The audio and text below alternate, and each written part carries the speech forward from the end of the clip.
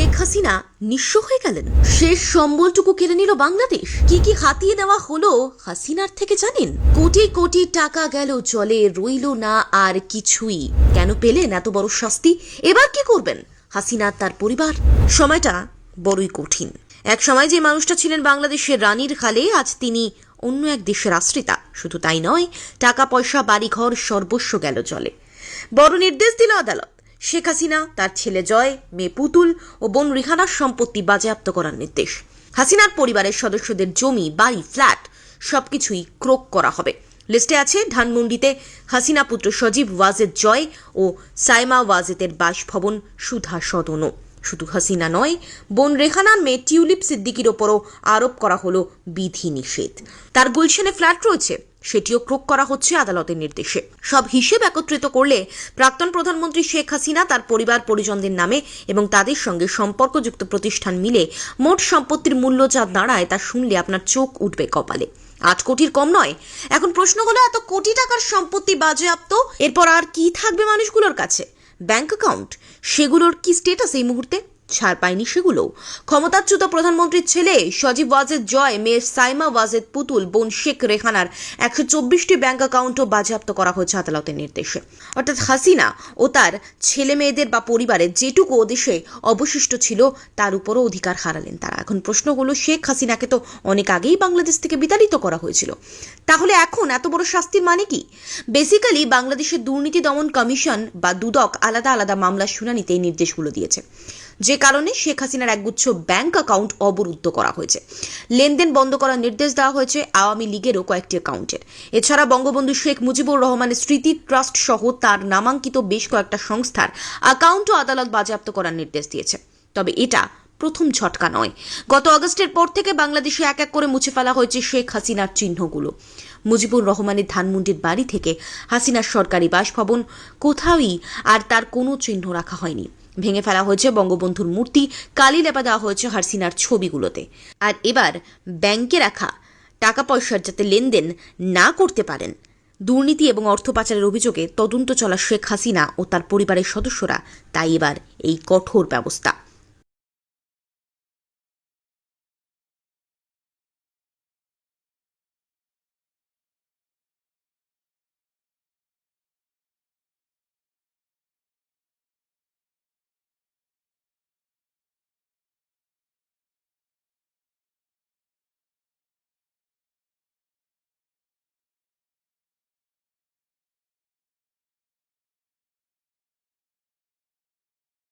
Bureau report, Bengal live.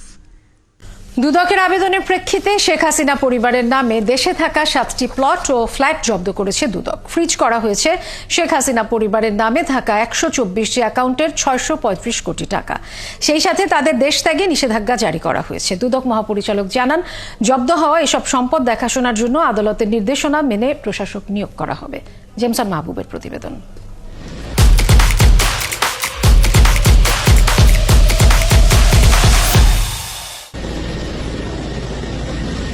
গেল 5 August গণ অভ্যুত্থানের মুখে পদত্যাগ করে দেশ ছেড়ে ভারতে পালিয়ে যান পতিত প্রধানমন্ত্রী শেখ হাসিনা।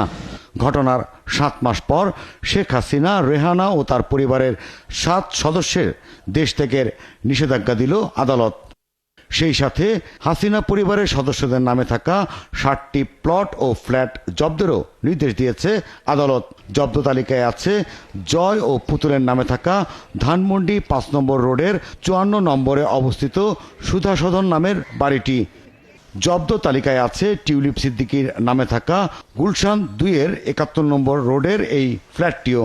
দুদক বলছে, 2015 সাল পর্যন্ত আয়কর নথিতে এই ফ্ল্যাটের কোনো তথ্য দেওয়া হয়নি।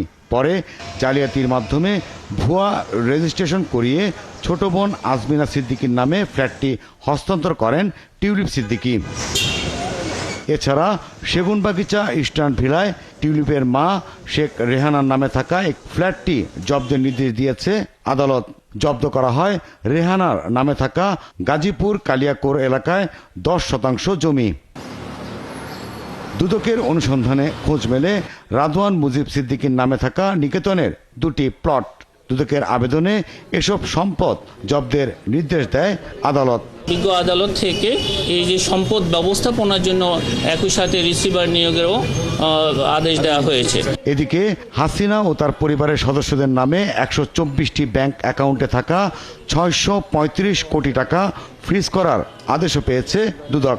জনাব শেখ হাসিনা, সাবেক প্রধানমন্ত্রী, গণপ্রজাতন্ত্রী বাংলাদেশ সরকার, তার ছেলে জনাব সজীব আহমেদ ওয়াজেদ জয়, তার মেয়ে সাইমা ওয়াজেদ, তার ছোট বোন জনাব রেহানা সিদ্দিক এবং তাদের স্বার্থ সংশ্লিষ্ট 124টি অ্যাকাউন্টে যে অর্থে রয়েছে সেটা বিজ্ঞ আদালত থেকে সে বিষয়ে অবরুদ্ধকরণের আদেশ প্রদান করা হয়েছে।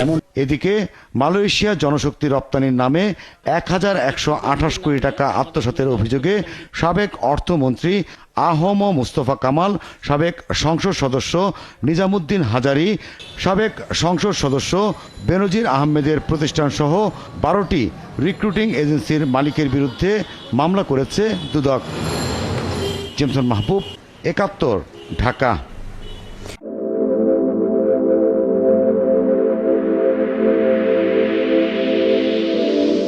দুর্নীতির দায়ে অভিযুক্ত শেখ হাসিনা তার পরিবারের সদস্যদের প্লট ও ফ্ল্যাট সহ 7টি স্থাবর সম্পদ এবং শেখ পরিবার ও তাদের স্বার্থ সংশ্লিষ্ট প্রতিষ্ঠানের 124টি ব্যাংক অ্যাকাউন্টে থাকা প্রায় 635 কোটি টাকা জব্দ করেছে দুদক। 1128 কোটি টাকা আত্মসাতের অপরাধে 12টি রিক্রুটিং এজেন্সির বিরুদ্ধে দুদকের মানি লন্ডারিং আইনে মামলা হয়েছে। রোকসানা আমিন জানাচ্ছেন। পূর্বাচল কূটনৈতিক জোনে অবৈধভাবে শেখ পরিবারের নামে বরাদ্দকৃত 60 কাঠা প্লট দুর্নীতির আইনি কার্যক্রম শেষ না হতেই শেখ পরিবারের আরও কিছু স্থাবর সম্পদ এবং 124টি ব্যাংক হিসেব জব্দ করেছে দুদক। দুদক বলছে, শেখ হাসিনার 2 সন্তানের ধানমন্ডি 6 নম্বর রোডে 16 কাঠা বাড়িসহ জমি, বোন শেখ রেহানার গাজীপুরের কালিয়াকৈরে 1 দাগ 8.5% ও আরেক দাগে 1.55% জমি এবং সেগুনবাগিচায় একটি ফ্ল্যাট জব্দ করেছে দুদক। শেখ রেহানার মেয়ে টিউলিপ সিদ্দিকের নামে গুলশানের 71 নং রোডে একটি ফ্ল্যাট এবং ছেলে রাদওয়ান মুজিব সিদ্দিকের মালিকানাধীন গুলশান নিকেতনে ইস্টার্ন হাউজিং লিমিটেডের 2টি জমিসহ প্লট জব্দ করে দুদক। একই সাথে শেখ পরিবার ও স্বার্থ সংশ্লিষ্ট প্রতিষ্ঠানের 124টি ব্যাংক অ্যাকাউন্টে প্রায় 635 কোটি টাকা জব্দ করেছে সংস্থাটি। 124টি অ্যাকাউন্ট ফ্রিজের জন্য আবেদন করা হয়েছিল, বিজ্ঞ আদালত থেকে সে বিষয়ে অবরুদ্ধকরণের আদেশ প্রদান করা হয়েছে। 124টি অ্যাকাউন্টে প্রায় 635 কোটি প্লাস মাইনাস যে সম্পদ ব্যবস্থাপনার জন্য একই সাথে রিসিভার নিয়োগেরও আদেশ দেওয়া হয়েছে। মালয়েশিয়ার শ্রমিক পাঠিয়ে রাষ্ট্রের সাধারণ মানুষের 1128 কোটি টাকা আত্মসাতের অপরাধে 12টি রিক্রুটিং এজেন্সির বিরুদ্ধে মানি লন্ডারিংয়ে মামলা করেছে দুদক।